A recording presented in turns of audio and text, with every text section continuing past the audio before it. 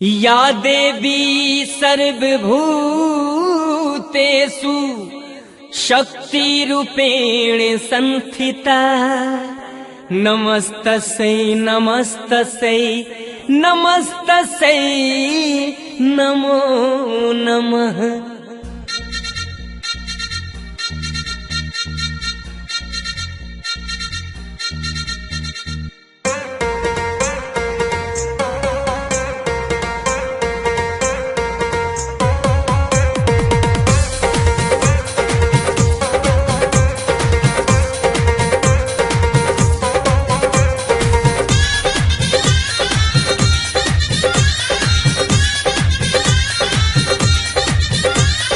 पपियन से धरती भारी माँ,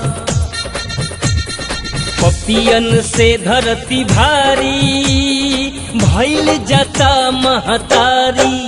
संघार करा हो संघार करा, देवतन के दुखावा से तू, देवतन के दुखावा से तू जैसे दिघलू बारी।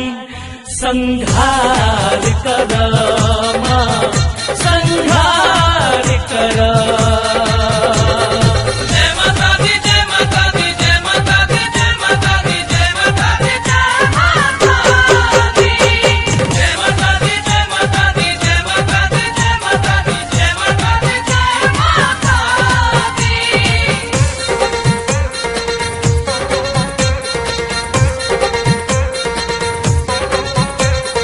देवतन के महिषासुर से जैसे बचवलू माई।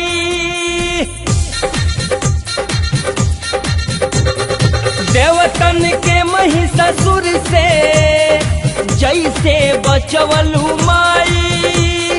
रक्त बीज के गर्दन जैसे उड़वेलू माई। मझधार पड़ल नैया,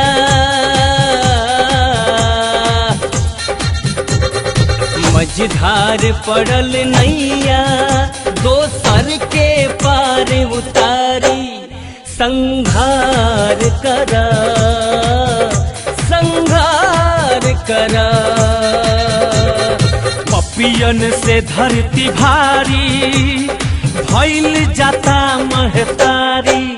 संघार करा माँ संघार करा।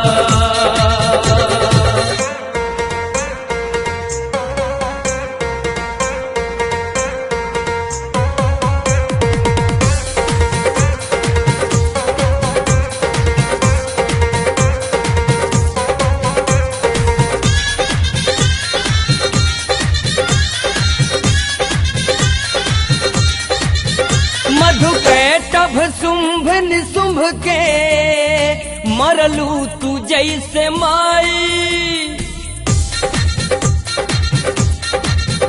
मधु के टभ शुंभ निशुंभ के मरलू तू जैसे माई। अष्टभुजा शस्त्र सुशोभित ले सिंह सवारी आई। त्राही त्राही मचलबा हो,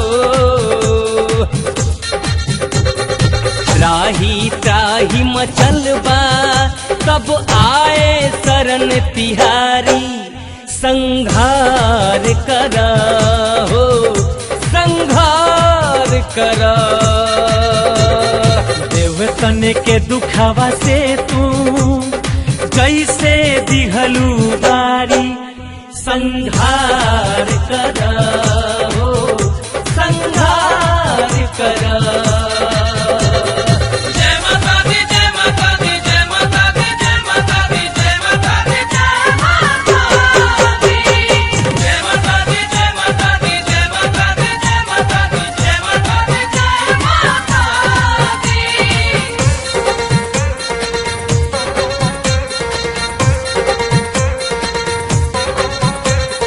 दुख हरिणी दुर्गे काली भरती है झोली खाली।